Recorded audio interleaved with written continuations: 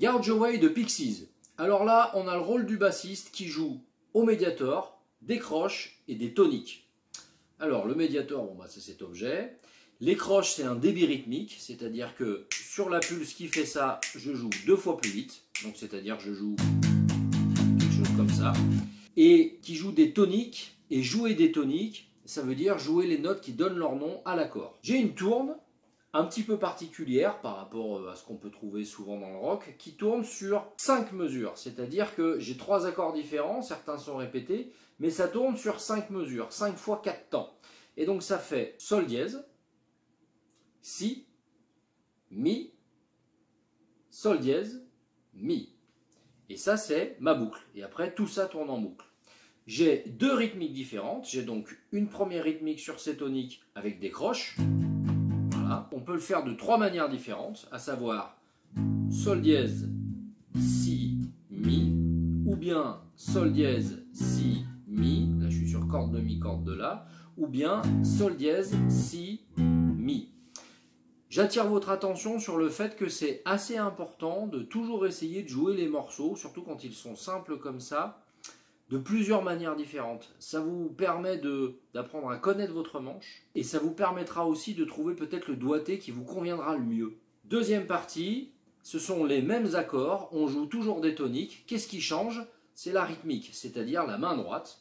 Et donc j'ai quelque chose qui fait comme ça.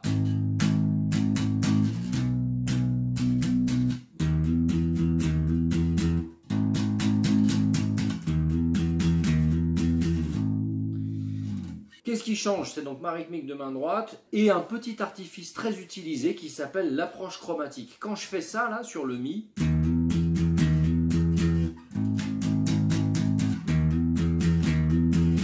on peut voir que en fait je fais la note qu'il y a avant le Mi, ça c'est mon Mi, je fais la note qu'il y a avant, donc ça s'appelle une approche chromatique, c'est-à-dire que c'est le demi-ton qu'il y a avant, on pourrait prendre aussi le demi-ton d'après.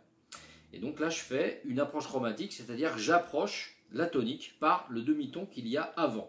Ça c'est très utilisé dans plein de musiques et dans plein d'esthétiques. Là-dessus j'ai une autre petite technique qui est assez notable qui s'appelle le hammer-on.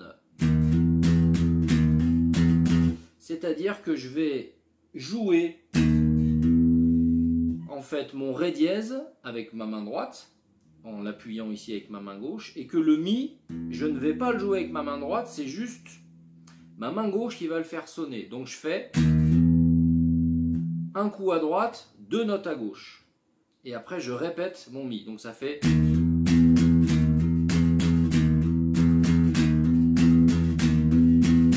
Et ça c'est une petite technique à travailler qui s'appelle le hammer-on.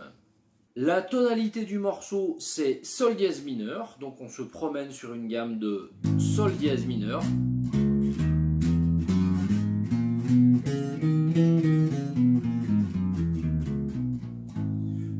Donc si vous voulez un petit peu improviser sur ce morceau, vous improvisez sur cette gamme dont les notes sont Sol dièse, La dièse, Si, Do dièse, Ré dièse, Mi, Fa dièse, Sol dièse. Et si je veux faire entendre la nature des accords, je peux faire quelque chose qui est très pratique à la basse, à savoir jouer ma tonique sur ma corde de Mi et aller chercher mes tierces sur ma corde de Sol. Si je fais la tierce sur la même case que la tonique, donc la corde de Mi, corde de Sol, je fais ce qu'on appelle une tierce mineure. Et si je la fais une case au-dessus, je fais ce qu'on appelle une tierce majeure. Donc quand je joue ça, je joue un Sol dièse mineur, et quand je joue ça, je joue un Sol dièse majeur. Ici la grille c'est Sol dièse mineur, Si majeur, Mi majeur. Donc si je veux faire sonner cette grille là, je peux faire un...